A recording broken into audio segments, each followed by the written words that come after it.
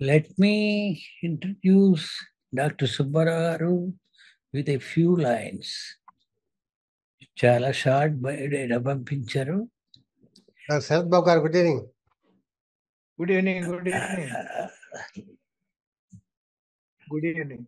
Doctor CH Subbarao, MBBS from Guntur Medical College.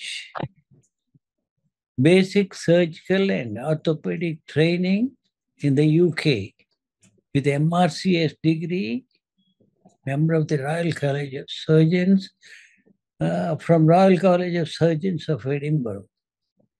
Radiology training with fellowship in musculoskeletal radiology from Royal College of Radiologists.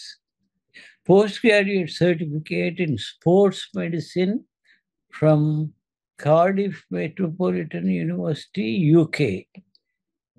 Mini musculoskeletal fellowship in UT, Southwestern Dallas, USA. Worked in the UK for 19 long years. Worked with Somerset Cricket Club. Sports medicine చేశారు కదా, cricket క్లబ్లో కూడా work చేశారు. Vast experience in musculoskeletal radiology and interventional pain management procedures. మీలో ఎవరికైనా ఎక్కడైనా నొప్పి ఉంటే, పెయిన్ కనుక ఉంటే లాస్ట్లో క్వశ్చన్స్ అడుగుతుంది. కానీ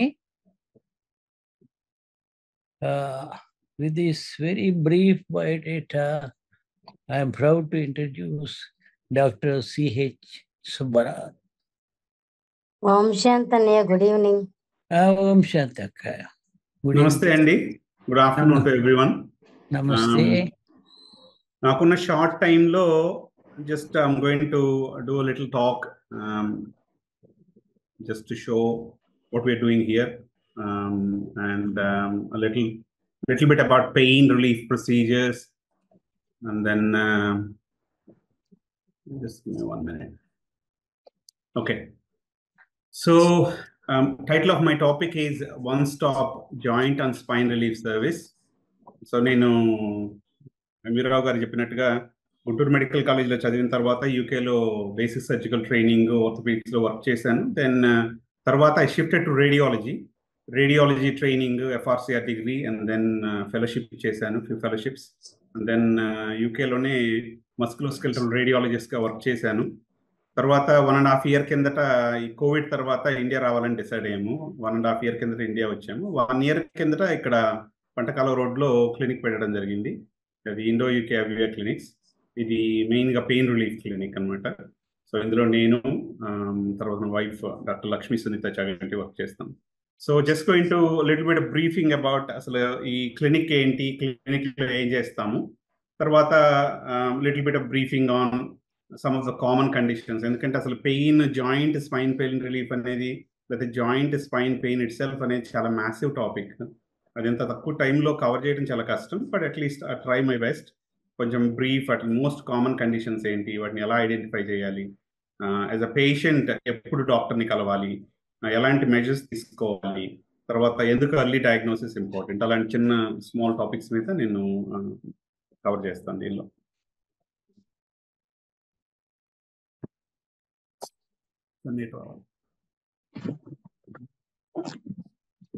In the meantime, I welcome Dr. P. Sambashwarao garu also from IMA, and Dr.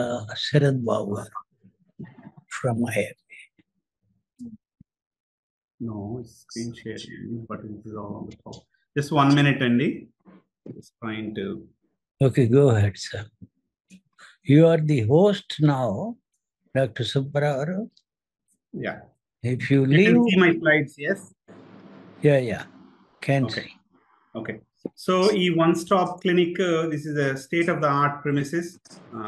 So, ఇది ప్యూర్గా purposely done for pain relief procedures only. ఇక్కడ అన్ని జాయింట్ పెయిన్స్, స్పైనల్ ఇష్యూస్ అన్ని చూడడం జరుగుతుంది. సో ఇక్కడ మనకి consultation room, we have fluoroscopic unit, x ray facility, and state-of-the-art GE machine. This is probably ఇది second in the AP, but individual సెట్టింగ్లో is first in the AP. చాలా expensive and fantastic musculoskeletal ultrasound machine. తర్వాత ఇది one stop clinic అని ఎందుకంటాము అంటే, consultation, ఒక patient వచ్చి ఏదైనా షోల్డర్ పెయిన్తో వచ్చారనుకోండి, వాళ్ళని నేను చూసిన తర్వాత వాళ్ళ కండిషన్ బట్టి ఎక్స్రే కావాలో, లేకపోతే అల్ట్రాసౌండ్, లేకపోతే ఎంఆర్ఐ, జనరల్గా టెస్ట్ అవసరం అవుతాయి. ఎందుకు అని అంటే, యాక్యురేట్గా గనక ఎవరికైనా ఉన్న ప్రాబ్లమ్ని డయాగ్నోస్ చేయాలి అని అంటే, ఈ రోజుల్లో టెస్ట్లు ఏం వాడకుండా కేవలం ఎగ్జామిన్ చేసి 100% కరెక్ట్ డయాగ్నోస్ ఇవ్వడం అనేది అసలు పాసిబుల్ కాదు. ఒకప్పుడు ఏంటంటే మనకు ఓన్లీ చేతులే మన ఇన్స్ట్రుమెంట్స్, ఆ రోజులు అయిపోయాయి. Now we have extensive different imaging modalities, అంటే ఆపరేషన్ చేయకుండానే లోపల ఏం జరుగుతుంది అనేది 100% యాక్యురసీతో తెలుసుకునే అవకాశం ఉంది. సో చూసిన తర్వాత సపోజ్ అల్ట్రాసౌండ్ అవసరం అనుకుంటే నేనే అల్ట్రాసౌండ్ చేస్తాను, బికాజ్ ఐ మస్కులోస్కెలిటల్ రేడియాలజిస్ట్. తర్వాత ఒకవేళ పేషెంట్ కానీ అల్ట్రాసౌండ్ కాదు ఎంఆర్ఐ కనుక అవసరమైంది అని అంటే, వాళ్ళు ఎంఆర్ఐ చేయించుకున్న తర్వాత నేనే ఆ స్కాన్ రివ్యూ చేస్తాను, because I'm better qualified to review the scans. తర్వాత ఉన్న కండిషన్ని మనం డయాగ్నోస్ చేసిన తర్వాత ప్రాబ్లం ఏంటని తెలుసుకున్న తర్వాత వాళ్ళకి వన్ ఆఫ్ ద 2 థింగ్స్ అవసరం అవ్వచ్చు. కన్జర్వేటివ్ ట్రీట్మెంట్, అంటే ఏమీ చేయకుండానే సింపుల్ పెయిన్ కిల్లర్స్, ఫిజియోథెరపీ అలాంటి వాటితో ట్రీట్మెంట్ చేయాల్సిన అవసరం ఉండొచ్చు. లేదా ఒక్కోసారి బ్లడ్ టెస్ట్ అలా అవసరం అవుతాయి. బ్లడ్ టెస్ట్ ఉంటే వీ హ్యావ్ అ ల్యాబ్, అది. తర్వాత ఆన్ సైట్ ఫిజియోథెరపీ ఉంది. తర్వాత on site doctor Lakshmi Sunitha Chaganti, my wife, తను జనరల్ ప్రాక్టీషనర్, యూకే ట్రైన్డ్. తను జీరియాట్రిక్ మెడిసిన్లో స్పెషల్ ఇంట్రెస్ట్. సో పేషెంట్కి ఏమైనా, అంటే ఎక్కువ మంది పేషెంట్స్ ఎలా అంటే మోకాలు నొప్పిని వచ్చారనుకోండి, కేవలం మోకాలు నొప్పి అనేది ఒక పార్ట్ ఆఫ్ ద ప్రాబ్లం. ఎక్కువ మందికి డయాబెటీస్ ఉంటుంది, హైపర్ టెన్షన్ ఉంటుంది, పూర్లీ కంట్రోల్ డయాబెటీస్ ఉండొచ్చు, హార్ట్ ప్రాబ్లమ్స్ ఉండొచ్చు, అలా మల్టిపుల్. తర్వాత వాళ్ళు ఒక కాక్టైల్ ఆఫ్ మెడికేషన్స్ మీద ఉంటారు. ఒక్కొక్కసారి మల్టిపుల్ డాక్టర్స్ని కన్సల్ట్ చేస్తారు కాబట్టి వాళ్ళకి ఒక్కొక్క డాక్టర్ ఒక్కొక్కటి రాస్తే చివరికి ఆ మెడిసిన్స్లో కొన్ని డూప్లికేట్ ఉండొచ్చు. అంటే ఒక డాక్టర్ రాసిన మెడిసిన్స్, ఇంకో డాక్టర్ రాసిన మెడిసిన్స్ సిమిలర్ టైప్ మెడిసిన్స్ అయ్యి ఉండొచ్చు. సో ఇలాగా ఆ పేషెంట్ వచ్చినప్పుడు వాళ్ళకి మల్టిపుల్ మెడికల్ ప్రాబ్లమ్స్ కనుక ఉన్నట్టయితే డాక్టర్ లక్ష్మీ సునీత కూడా చూస్తారు వాళ్ళని. అంటే సేమ్ కన్సల్టేషన్తోనే అడిషనల్ కన్సల్టేషన్ ఛార్జెస్ ఏం చేయకుండా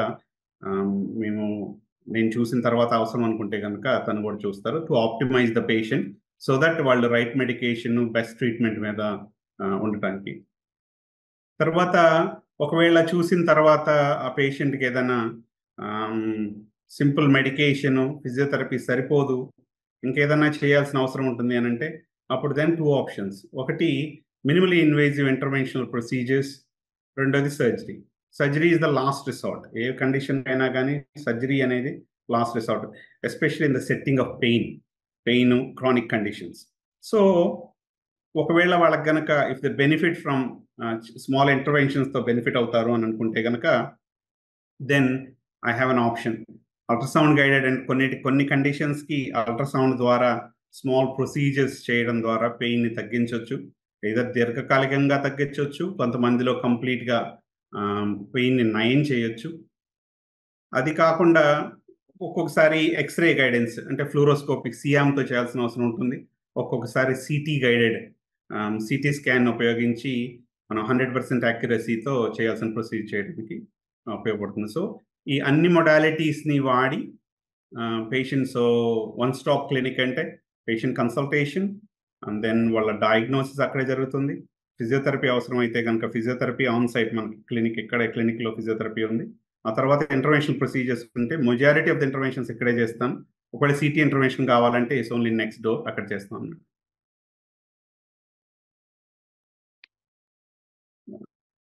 problems here. Okay, right. So అసలు జాయింట్ కానీ స్పైన్ పెయిన్ మీద కానీ మనం ఎందుకు అటెన్షన్ పే చేయాలి? ఎందుకు అని అంటే, ఇప్పుడు ప్రపంచవ్యాప్తంగా మిలియన్స్ ఆఫ్ పీపుల్ నొప్పులతో బాధపడుతూ ఉన్నారు. ఈ నొప్పులు అన్ని ఏజ్ గ్రూప్స్, అంటే చిన్నపిల్లల దగ్గర నుంచి వృద్ధుల వరకు అందరికీ ఎఫెక్ట్ అవుతాయి. చాలా మందిలో వాళ్ళ దైనందిక కార్యక్రమాలు చేసుకోవడం కూడా చాలా కష్టం అయిపోతుంది. దానివల్ల వాళ్ళ క్వాలిటీ ఆఫ్ లైఫ్ చాలా ఎఫెక్ట్ అవుతుంది. అలాగే కాకుండా యంగ్ కానీ వర్కింగ్ ఏజ్ గ్రూప్ కనుక అయితే 30 నుంచి 60 వరకు అలాగా వాళ్ళు చేయాల్సిన పని చేయలేరు. సపోజ్ షోల్డర్ పెయిన్ ఉందనుకోండి, వాళ్ళు మాన్యువల్ వర్క్ చేస్తున్నారు అనుకుందాం ఫర్ ఎగ్జాంపుల్, వాళ్ళు ఆ పని చేయలేరు. అలాగే బ్యాక్ పెయిన్ ఉంది, లేదా రిస్ట్ పెయిన్ ఉంది, వాళ్ళు ఐటీ ఎంప్లాయీ అనుకోండి, ఎక్కువసేపు కూర్చొని కంప్యూటర్తో పని చేయడం ఇవన్నీ కష్టం అవుతుంది. దానివల్ల ఏమవుతుందంటే సిక్నెస్ పెరుగుతుంది. సిక్నెస్ పెరగడం వల్ల వాళ్ళ ప్రొడక్టివిటీ తగ్గిపోతుంది. So it effects the whole society. Next health care cost. So మనం చిన్న గోటుతో పోయేదానికి మనం ఎర్లీ స్టేజెస్లో కనుక వదిలేస్తే చివరికి వాళ్ళకి మల్టిపుల్ మెడికల్ కన్సల్టేషన్స్ కానివ్వండి, సర్జరీ చేసుకోవాల్సిన అవసరం రావచ్చు. కానీ ఇలా దీనివల్ల ఏంటంటే ఇండివిజువల్ మీద హెల్త్ కేర్ బర్డెన్ పెరుగుతుంది. ఇది ఒక్క నొప్పితో బాధపడే మనిషినే కాకుండా వాళ్ళ కుటుంబానికి కూడా దీనివల్ల ఎఫెక్ట్ ఉంటుంది. ఎందుకంటే ఒకవేళ వాళ్ళు పని చేయలేకపోయారనుకోండి, సపోజ్ వాళ్ళు సెల్ఫ్ ఎంప్లాయిడ్, వాళ్ళకి పని చేస్తేనే కానీ ఆదాయం రాదు అని అనుకుంటే కనుక ఆదాయం వచ్చే అవకాశం తగ్గిపోతుంది. నొప్పుల వల్ల వర్క్ చేయలేకపోతే తర్వాత ఏమో హెల్త్ కేర్ ఎక్స్పెండిచర్ ఏమో పెరిగిపోతుంది. ఈ రెండింటి వల్ల దీని మీద ఈ ఫ్యామిలీ మీద కూడా దీని ఎఫెక్ట్ పడే అవకాశం ఉంటుంది. ఒకవేళ ఈ ఎర్లీ స్టేజెస్లో వచ్చిన వాటిని కనుక వెంటనే ట్రీట్ చేయకుండా వదిలేస్తే అవి క్రానిక్ కండిషన్స్ అవుతాయి. క్రానిక్ కండిషన్స్ అంటే ఇంకా దీర్ఘకాలికమైన నొప్పులు, దీనివల్ల చాలా సిగ్నిఫికెంట్ ఇంప్లికేషన్స్ ఉంటాయి. సో ఎందుకు ఇంపార్టెంట్ అంటే ఎర్లీ డయాగ్నోసిస్. తొందరగా మనం ఇబ్బంది ఉన్నప్పుడు కనుక ఎర్లీ స్టేజెస్లో డాక్టర్ని చూపించుకుంటే తొందరగా అంటే కరెక్ట్ ట్రీట్మెంట్ ఎర్లీ స్టేజెస్లో కనుక ట్రీట్మెంట్ చేసి రిహాబిలిటేషన్ అంటే ఫిజియోథెరపీ కావచ్చు, హోమ్ ఎక్సర్సైజ్ ప్రోగ్రామ్ కావచ్చు, ఇలాంటివి చేయడం వల్ల తొందరగా వాళ్ళు మళ్ళీ నార్మల్ లైఫ్కి రావడానికి అవకాశం ఉంటుంది. రెండోది ఏంటి అంటే కొన్ని రకాల కండిషన్స్, ఫర్ ఎగ్జాంపుల్ మోకాలు ఆస్టియోఆర్థరైటిస్, మోకాలు అరుగుదల కీళ్ళ నొప్పులు ఉన్నాయనుకోండి, వాళ్ళు ఎక్కువ మంది ఏం చేస్తారు అని అంటే ఎర్లీ స్టేజెస్లో నొప్పి ఉన్నప్పుడు అంత పెద్ద ఇబ్బంది లేదన్నట్టు పట్టించుకోరు. కొంచెం చివరి స్టేజ్కి వచ్చిన తర్వాత ఇంకా సివియర్ ఆస్టియోఆర్థరైటిస్, కంప్లీట్గా కార్టిలేజ్ అంతా అరిగిపోయిన తర్వాత వస్తే అప్పుడు ఓన్లీ ఆపరేషన్ చేయాల్సిన అవసరం, ఆపరేషన్ తప్ప వేరే ఆప్షన్స్ పనిచేయవు. దానివల్ల సో అందుకనే ఎర్లీ స్టేజ్లో కనుక డిటెక్ట్ చేయగలిగితే ఆపరేషన్ అవసరాన్ని మనం నిరోధించవచ్చు, లేదంటే కొన్నాళ్ళ పాటు పోస్ట్పోన్ చేయొచ్చు.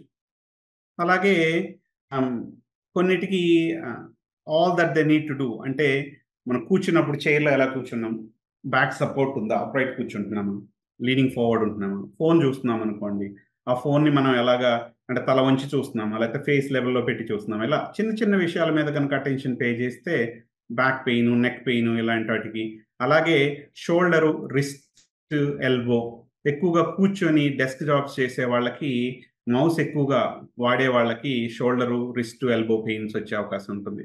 వాళ్ళు కూర్చున్న పొజిషన్, టేబుల్ హైట్, ఇలా ఎర్గోనామిక్స్ అవన్నీ కనుక వాటి మీద అటెన్షన్ పే చేస్తే ఈ కండిషన్స్ నుంచి తప్పించుకునే అవకాశం ఉంటుంది.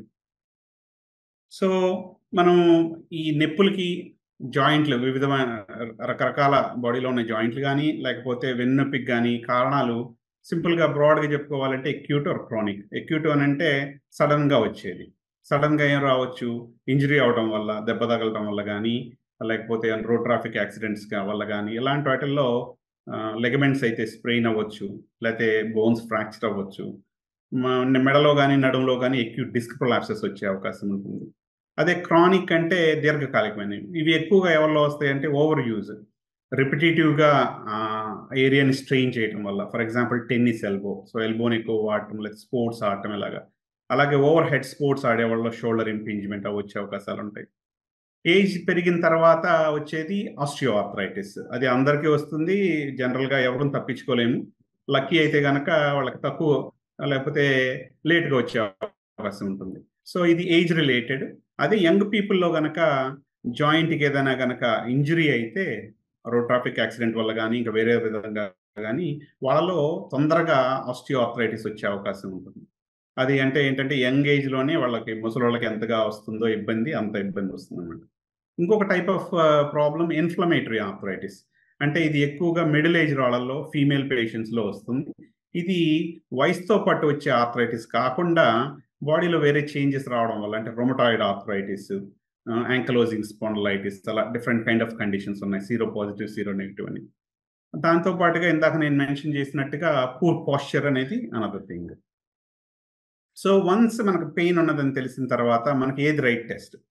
ఇది ఎందుకు చెప్తున్నాను అని అంటే ఆబ్వియస్లీ డాక్టర్లే ఏ టెస్ట్ చేయాలి అనేది డిసైడ్ చేసినప్పటికీ పేషెంట్స్కి ఒక్కోసారి కన్ఫ్యూజన్ ఉంటుంది. అంటే ఒక పేషెంట్ కనుక మోకాలు నొప్పి అని వచ్చాడు అనుకోండి, వాళ్ళకి ఎక్కువ ఎక్స్పెన్స్ లేకుండా తక్కువ ఖర్చుతో చేయగలిగే టెస్ట్ ఎక్స్రే. కానీ ఎక్స్రే నార్మల్గా ఉందనుకోండి, పేషెంట్కి ఎక్స్రే ఏమో నార్మల్గా ఉంది, మోకాలేమో నొప్పి ఉంది అంటే ఎక్స్రే నార్మల్గా ఉంది అంటే అంత నార్మల్గా ఉంది అని కాదు. ఎందుకు అనంటే ఎక్స్రేలో కేవలము బోన్సే తెలుస్తాయి. ఆ బోన్స్ మధ్యలో ఉన్న గ్యాప్ను బట్టి ఎంత కార్టిలేజ్ గుజ్జు థిక్నెస్ ఎంత ఉందనేది మనం ఒక ఎస్టిమేట్కి వస్తాం. కానీ ఇందులో గుజ్జును చూడలేము, దీంతో పాటుగా మల్టిపుల్ లెగమెంట్స్, మల్టిపుల్ స్ట్రక్చర్స్ ఉంటాయి, ఇవన్నీ ఏం చూడలేము. సో అట్లాంటప్పుడు ఎంఆర్ఐ చేయాల్సిన అవసరం రావచ్చు. అంటే అప్పుడు పేషెంట్కి ఒక్కసారి కన్ఫ్యూజన్గా ఉంటుంది, డాక్టర్ గారు ఆల్రెడీ ఒక టెస్ట్ చేశారు, మళ్ళీ ఎంఆర్ఐ అని ఎందుకు అంటున్నారు అని. సో దాని గురించి ఎడ్యుకేట్ చేయడానికి చెప్తున్నాను అనమాట. ఎంఆర్ఐ టెస్ట్లో అడ్వాంటేజ్ ఏంటి అని అంటే, ఇప్పుడు ఈ ఒక్క టెస్ట్ ద్వారా చాలా అన్నీ తెలుసుకోవచ్చు మనం. అంటే ఇప్పుడు ఇక్కడ ఇది PCL, ACL ligaments, medial and lateral collateral ligaments, ఇట్లాగే కార్టిలేజ్ థిక్నెస్ ఎలాగా ఉంది, నార్మల్ ఉందా, అబ్నార్మల్ ఉందా, ఈ పేషెంట్లో already full thickness cartilage loss ఉంది, ఇక్కడ ఇది ఏరియా అంతా కార్టిలేజ్ మొత్తం పోయింది. సో నిర్దిష్టంగా 100% అసెస్మెంట్ చేయడానికి ఎంఆర్ఐ హెల్ప్ అవుతుంది అనమాట. అలా కాకుండా వేరే టెస్ట్లు ఉన్నాయి కదా, అల్ట్రాసౌండ్ ఎందుకు యూస్ఫుల్? అల్ట్రాసౌండ్ ఎందుకు యూస్ఫుల్ అంటే సాఫ్ట్ టిష్యూ స్ట్రక్చర్స్ అన్నిటిని అసెస్ చేయడానికి ఉపయోగపడుతుంది. అంటే జాయింట్ లోపల ఉన్న గుజ్జును అసెస్ చేయలేదు యాక్యురేట్గా, కానీ చాలా సాఫ్ట్ టిష్యూ స్ట్రక్చర్స్ అంటే టెండన్స్, లెగమెంట్స్ అట్లాంటి స్ట్రక్చర్స్ని అసెస్ చేస్తుంది. దాంతో పాటుగా చాలా తక్కువ ఖర్చుతో చాలా ఎక్స్ట్రీమ్లీ ఎఫిషియెంట్గా కొన్ని కండిషన్ని అసెస్ చేస్తుంది. ఫర్ ఎగ్జాంపుల్, ఈ పేషెంట్లో ఎకిలిస్ టెండన్ ప్రాబ్లం ఉంది, చీలమండలం అంటారు కదా. సో ఎకిలిస్ టెండన్లో బాగా ఇన్ఫ్లమేషన్ ఉంది అని ఈ అల్ట్రాసౌండ్ ద్వారా తెలుస్తుంది మనకి. అదే విషయం మనకి తెలియాలి అని అంటే ఎంఆర్ఐ స్కాన్లో దానిలో ఒక్కొక్కసారి కాంట్రాస్ట్ డై కూడా ఇవ్వాల్సిన అవసరం వస్తుంది. ఇక్కడ కాకుండా జనరల్గా జాయింట్లో కనుక ఇన్ఫ్లమేషన్ ఉందా లేదా, సైనోవైటిస్ ఉందా లేదా అని తెలుసుకోవడానికి కొన్నిసార్లు డై కూడా ఇవ్వాలి. అంటే ఎక్కువ టైం స్పెండ్ చేసి, ఎక్కువ మనీ స్పెండ్ చేసి, ప్లస్ డైతో ఉండే కాంప్లికేషన్స్ కూడా రిస్క్ ఫేస్ చేసి మనం ఆ టెస్ట్ చేయించుకోవాల్సి వస్తుంది. అదే అల్ట్రాసౌండ్ అనుకోండి, వెరీ ఇన్ఎక్స్పెన్సివ్, చేతిలోని చాలా ఈజీగా చేయొచ్చు, తక్కువ ఖర్చు. ఓన్లీ అక్కడ ఏంటి ఇంపార్టెంట్ థింగ్ ఏంటంటే చేసే డాక్టర్కి అందులో ఎక్స్పీరియన్స్ ఉండాలి, వాళ్ళకి ఎక్స్పర్టీజ్ ఉండాలి, అది డిఫరెన్స్. తర్వాత సిటీ స్కాన్ మనం ఎక్స్రేలో చూసిన దానికంటే ఇంకా బెటర్గా బోన్స్ని అసెస్ చేయడానికి పనికొస్తుంది. ఇది నేను చెప్పేది మస్కులోస్కెలిటల్ కండిషన్లో. వేరే వాటిలో సిటీ ఎక్సలెంట్ టెస్ట్, అన్నిటిని లంగ్స్, లివరు, బాడీ ఆర్గన్స్ అన్నిటిని అసెస్ చేయడానికి కూడా ఉపయోగపడుతుంది. దాంతో పాటుగా ఇంటర్వెన్షనల్ ప్రొసీజర్స్ చేయడానికి కూడా సిటీ ఉపయోగపడుతుంది. ఈ పేషెంట్లో నర్వ్ రూట్ ఇంజెక్షన్ చేశాను, అది మీకు you can see this here. Okay, డాక్టర్ని ఎప్పుడు కలవాలి? ఎప్పుడు అంటే పెయిన్ సింపుల్ అనాల్జీసియాతో, సింపుల్ పెయిన్ కిల్లర్స్తో తగ్గినప్పుడు, స్టిఫ్నెస్ ఎక్కువ ఉండటం, తర్వాత మెట్లు ఎక్కడం దిగడం, చిన్న చిన్న పనులు చేసుకోవడం కూడా ఇబ్బంది కావడం, స్మాల్ యాక్టివిటీస్, వాకింగ్ ఇలాంటి ఇబ్బంది అవ్వడం, తర్వాత కొంతమందిలో కాలు మడిచిన తర్వాత చాపలేకపోవడం, లాకింగ్ అంటాం. అలాగే ఒక్కోసారి కాలు పట్టు తప్పినట్టుగా అనిపిస్తుంది, ఎందుకంటే కండరాల వీక్నెస్ వల్ల. ఇలాంటివి ఉన్నప్పుడు మనం కొన్ని రోజులు సింపుల్ మెజర్స్ తీసుకున్నా కానీ తగ్గకపోతే it is best to consult a doctor. ఎందుకంటే డిలే చేయడం వల్ల నేను ఇందాక చెప్పినట్టుగా ఆ కండిషన్స్ క్రానిక్ అయ్యే అవకాశం ఉంటుంది. సో మనం పేషెంట్గా లేకపోతే జనరల్ పబ్లిక్గా మనం ఏం చేయొచ్చు? నీ పెయిన్ తగ్గాలి, రాకూడదు, లేకపోతే వచ్చింది తగ్గాలి అంటే ఏం చేయొచ్చు? Most important thing exercise.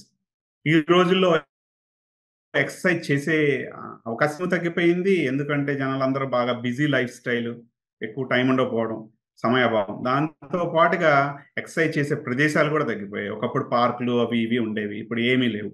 రోడ్ల మీద ఎక్సర్సైజ్ చేయలేము, ట్రాఫిక్ ఈజ్ బిజీ. సో ఇది one thing to address. Walking కానీ, సైక్లింగ్ కానీ, స్విమ్మింగ్, ఇది ఎక్సలెంట్ ఎక్సర్సైజ్.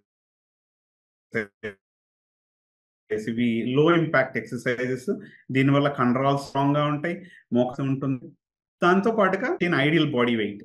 సో మనం బాడీ మాస్ ఇండెక్స్ ఎలా ఉందనేది ఇంపార్టెంట్. బాడీ మాస్ ఇండెక్స్ మనం 25 కంటే తక్కువ ఉండేలాగా చూసుకోవాలి.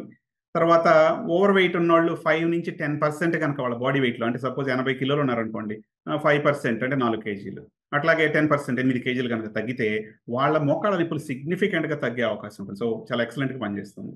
తర్వాత హెల్దీ లైఫ్ స్టైల్, మనం తినే ఫుడ్, ఫ్రెష్ వెజిటబుల్స్, రైస్లో వైట్ రైస్ బదులుగా బ్రౌన్ రైస్ కానీ, కీన్వా కానీ, ఆయిల్లోనేమో ఆలివ్ ఆయిల్ బెటర్. అలా హెల్దీ తీసుకుంటే కనుక వాటిలో యాంటీ ఆక్సిడెంట్స్ ఉంటాయి. సో మనకి నొప్పులు తగ్గే అవకాశం ఉంటుంది వాటి వల్ల.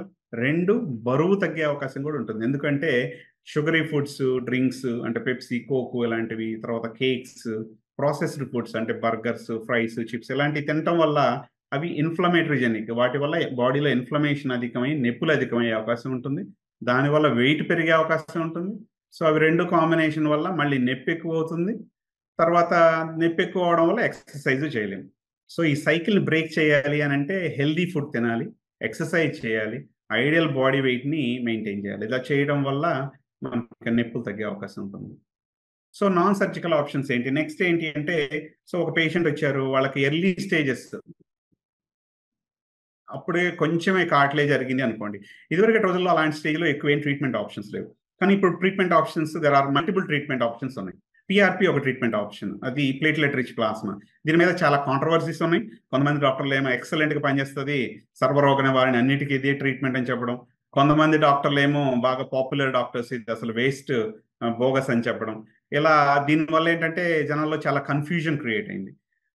కానీ రియాలిటీ ఏంటి అని అంటే, పిఆర్పి ఎక్సలెంట్గా పనిచేస్తుంది, కానీ అది ఎవరికి పనిచేస్తుందో వాళ్ళకే చేయాలి. సో కంప్లీట్గా అరిగిపోయి గ్రేడ్ 4 ఆస్టియోఆర్థరైటిస్ ఉన్న వాళ్ళలో పిఆర్పి పనిచేస్తుంది, వాళ్ళలో కూడా పనిచేస్తుంది, కానీ తక్కువ కాలం పనిచేస్తుంది. సో మనం తెలుసుకోవాల్సింది ఏంటి అని అంటే, ఈ పిఆర్పి లాంటి ఆప్షన్స్ ఎర్లీ స్టేజెస్ యంగ్ పేషెంట్లు ఎక్సలెంట్గా చాలా సంవత్సరాల పాటు నొప్పి తగ్గుతుంది, ఆపరేషన్ అవసరాన్ని నిరోధించవచ్చు. తర్వాత విస్కో సప్లిమెంటేషన్ అంటే హైల్రోనిక్ యాసిడ్ చేస్తాం. అలా కాకుండా ఇంకా బాగా అరిగిపోయి ఓల్డ్ ఏజ్ ఉండి కేవలం పెయిన్ తగ్గించడమే మార్గం అయినప్పుడు స్టెరాయిడ్ ఇంజెక్షన్స్ కూడా చేయొచ్చు. స్టెరాయిడ్ ఇంజెక్షన్స్ కొన్ని సైడ్ ఎఫెక్ట్స్ ఉన్నప్పటికీ జనరల్గా బై అండ్ లార్జ్ సేఫ్. దీంతో పాటుగా రేడియో ఫ్రీక్వెన్సీ అబ్లేషన్ అనే ఒక ప్రొసీజర్ చేయడం ద్వారా, అంటే మోకాల చుట్టూ మల్టిపుల్ సూదులు పెట్టేసి దాన్ని రేడియో ఫ్రీక్వెన్సీ ఎనర్జీ కనెక్ట్ చేసి మోకాల నుంచి వెళ్ళే నొప్పి ఫైబర్స్ని బ్రెయిన్కి వెళ్లకుండా ఆపేసేయచ్చు. అలా చేయటం వల్ల కూడా నొప్పిని తగ్గించవచ్చు. ఇది కూడా కొంత దీర్ఘకాలం పనిచేస్తుంది. ఇవన్నీ పర్మనెంట్ సొల్యూషన్స్ కాదు, బట్ లాంగ్ టర్మ్ పెయిన్ రిలీఫ్కి ఉపయోగపడతాయి. సో ఏ పేషెంట్కి రైట్ ఆప్షన్ వాళ్ళు చేసినప్పుడు చాలా ఎక్సలెంట్ రిజల్ట్స్ ఉంటాయి. Next shoulder pain. బ్రీఫ్గా షోల్డర్ పెయిన్ గురించి చెప్తాను. మోస్ట్ కామన్ కాజెస్ ఏంటి అంటే, మెయిన్ షోల్డర్ పెయిన్ అంటే ఏంటి? భుజం నొప్పి ఉండడం, భుజం ఎక్కువగా మూవ్ చేయలేకపోవడం, వీపు రుద్దుకోవడం, తలదూకోవడం, ఇలాంటి పనులు కూడా ఇబ్బంది అయిపోవడం, డే టు డే యాక్టివిటీస్ చేసుకోవడం ఇబ్బంది అయినప్పుడు దెన్ డాక్టర్ని కన్సల్ట్ చేయాలి. షోల్డర్ పెయిన్ రకరకాల కారణాలు ఉంటాయి, బట్ బ్రాడ్గా చెప్పాలి అంటే సబెక్రోమియల్ ఇంపింజ్మెంట్ అనేది ఒక కారణం. అది దానిలో ఏమవుతుందంటే, సైడ్ నుంచి కనుక మనం భుజాన్ని పైకి లేపినప్పుడు తల వరకు వెళ్ళేటప్పుడు ఇబ్బంది అవుతుంది అనమాట, పెయిన్ఫుల్ ఆర్క్ అంటారు. అలాగే వీపు వెనక్కి చెయ్యి తీసుకెళ్లడం కూడా ఇబ్బంది అవుతుంది. ఫ్రోజన్ షోల్డర్ అనేది చాలా కామన్, చాలా అండర్ డయాగ్నోజ్డ్. సో దీని గురించి చెప్తాను, I'll show you some cases. ఇది చాలా మంది డాక్టర్స్ కూడా నెగ్లెక్ట్ చేసి తర్వాత నేను ట్రీట్ చేయడం జరిగింది. ఫ్రోజన్ షోల్డర్ ఎక్కువగా షుగర్ ఉన్న పేషెంట్లో వస్తుంది, లేదంటే ఏదన్నా దెబ్బ తగిలి షోల్డర్ ఎక్కువ మూవ్ చేయలేకపోయినప్పుడు కానీ అలాంటి వాళ్ళలో కూడా వచ్చే అవకాశం ఉంటుంది. ఫ్రోజన్ షోల్డర్ వచ్చినప్పుడు 3 స్టేజెస్ ఉంటాయి. వాళ్ళలో ఎర్లీ స్టేజెస్లో డయాగ్నోస్ చేస్తే ట్రీట్మెంట్ చేయడం ఈజీ.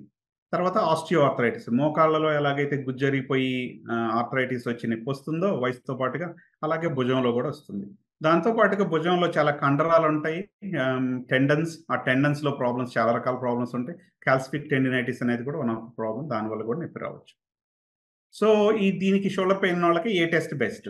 వాళ్ళకున్న ఎగ్జామిన్ చేసిన తర్వాత అది బర్సైటిస్ కనుక డౌట్ ఉంటే అల్ట్రాసౌండ్ చాలా ఎక్సలెంట్ టెస్ట్. దీనిలో ఏంటంటే డయాగ్నోసిస్ చేయొచ్చు, తర్వాత ట్రీట్మెంట్ కూడా చేయొచ్చు. ఇది బర్సా అంటాము. బర్సా థిక్ అవుతుంది వాళ్ళలో. ఈ టెండన్ బాగానే ఉంది, ఇక్కడ ఏం కట్ అవ్వలేదు. బట్ అది సింపుల్గా అల్ట్రాసౌండ్ టెస్ట్తో తక్కువ ఖర్చుతో అసెస్మెంట్ చేయొచ్చు, తర్వాత ట్రీట్మెంట్ కూడా చేయొచ్చు. అదే ఎంఆర్ఐ స్కాన్కి మనం అల్ట్రాసౌండ్కి కనుక చూసుకున్నట్టయితే ఎంఆర్ఐ స్కాన్ అట్లీస్ట్ 3 రెట్లు ఎక్కువ ఖర్చు అవుతుంది.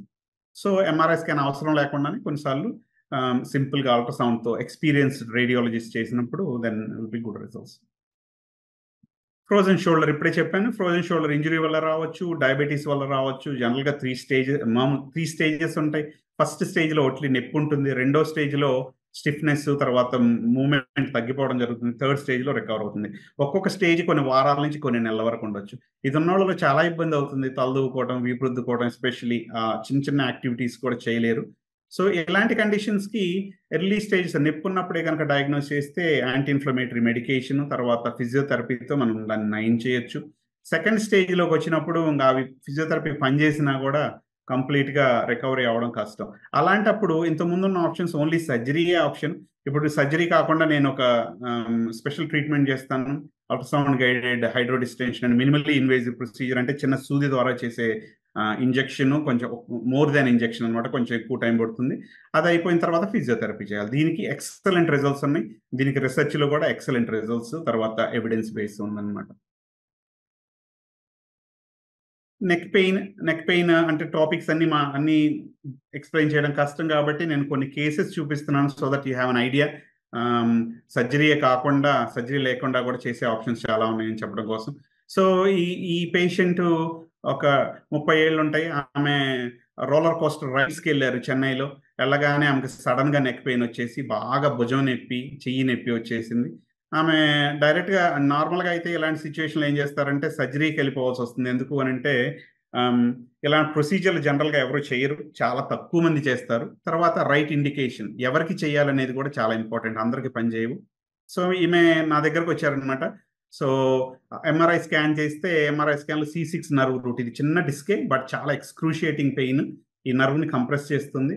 సో ఈమెకి సో ఫస్ట్ లైన్ ట్రీట్మెంట్ ఆప్షన్గా నేను ఇది CT గైడెడ్ ఇంజెక్షన్ చేస్తానికి ప్రపోజ్ చేశాను. వాళ్ళు చాలా సర్జరీకి వెళ్ళడానికి ఇష్టం లేక ఇది డెఫినెట్గా ట్రై చేద్దామని చేయించుకున్నారు. 6 వీక్స్ తర్వాత డిస్క్ కంప్లీట్గా రిజాల్వ్ అయిపోయింది. ఆమె పెయిన్ కంప్లీట్గా తగ్గిపోయింది. అంటే ఎసెన్షియలీ ఆమె సర్జరీ చేయించుకోవాల్సిన అవసరం లేకుండా పోయింది అనమాట, విచ్ వాస్ గుడ్.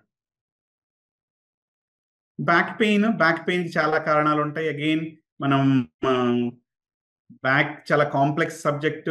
జనరల్గా వయసుతో పాటుగా అరుగుదల అనేది చాలా కామన్గా ఉంటుంది. సో ఇక్కడ చూసామంటే ఇవి వర్టిబ్రా బోన్స్, వెన్నుపూస బోన్స్, ఈ మధ్యలో డార్క్గా ఉన్నాయి డిస్క్స్. వయసుతో పాటుగా ఈ డిస్క్స్ చిన్నగా అరిగిపోవటం హైట్ తగ్గిపోతాయి. దానివల్ల వెనక మనకి చాలా జాయింట్స్ ఉంటాయి, ఫెసెట్ జాయింట్స్ అని అంటాం. అవి ఇక్కడ క్లియర్గా చూడవచ్చు, ఈ జాయింట్స్ అనమాట, ఇవి ఫెసెట్ జాయింట్స్. ఇవి అరిగిపోవడం వల్ల నడుము నొప్పి వస్తుంది. తర్వాత కొన్నిసార్లు వెన్నుపూస లోపల ఇక్కడ ఈ స్పైనల్ కెనాల్ అంటాం, అది నేరో అయిపోవచ్చు.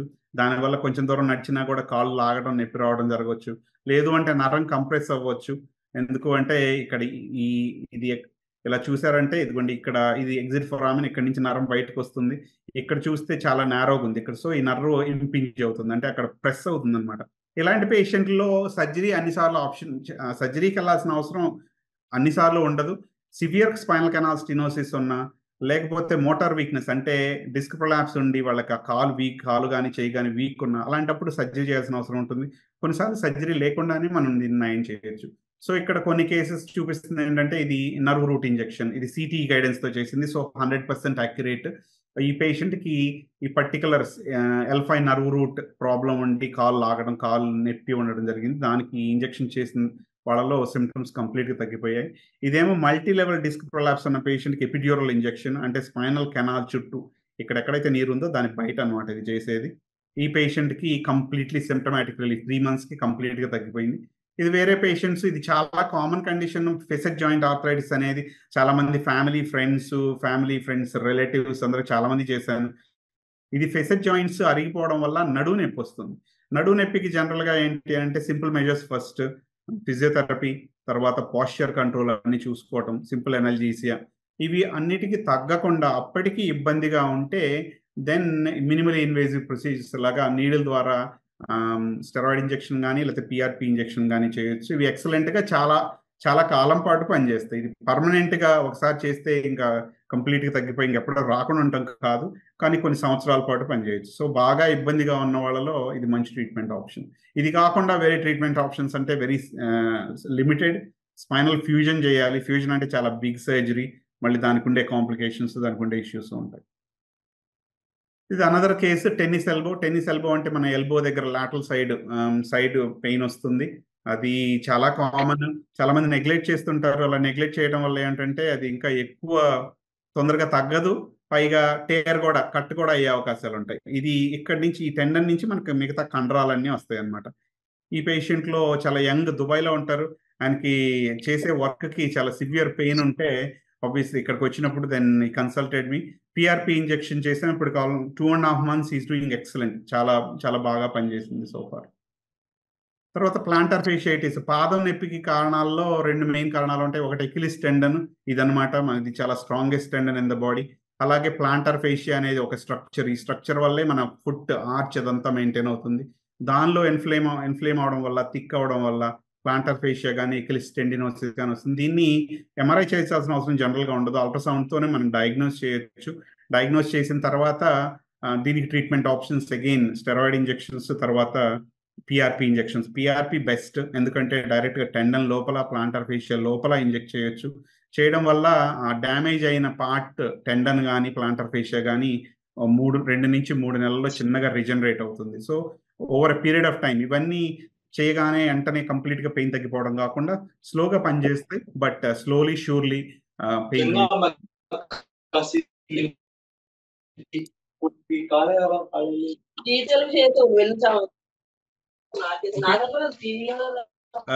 Just wind up finger. ఇది ట్రిగ్గర్ ఫింగర్ అనే కండిషన్. సారీ, ఎవరో వాయిస్ మ్యూట్ చేసినట్లేరు. ఇది వేరే కండిషన్. ట్రిగ్గర్ ఫింగర్ అనేది ఇందులో వేలు మడిచిన తర్వాత మళ్ళీ చావడం ఇబ్బంది అవుతుంది. సో ఇలాంటి వాళ్ళకి జనరల్గా ఇంతకుముందు ఆప్షన్స్లో సర్జరీ ఆప్షన్ లేదా స్టెరాయిడ్ ఇంజెక్షన్ కూడా చేయొచ్చు. కానీ ఇలాంటి పేషెంట్స్కి సింపుల్ అల్ట్రాసౌండ్ గైడెడ్ ప్రొసీజర్ ద్వారా సర్జరీతో ఏ రిజల్ట్స్ అయితే వస్తుందో ఆ రిజల్ట్స్ని మనం ఇవ్వచ్చు అనమాట. ఇక్కడ చూడొచ్చు, నేను అల్ట్రాసౌండ్తో ఈ పుల్లి అంటారు, A1 పుల్లిని దాన్ని రిలీజ్ చేస్తూ ఉన్నాను అనమాట. సో ఆఫ్టర్ దట్ ఈ పేషెంట్కి పెయిన్ తగ్గిపోయింది. So that's all I have. Thank you for your attention. I'm happy to take any questions. Thank you, sir. Short and sweet. చాలా చాలా ధన్యవాదాలు. Thank you.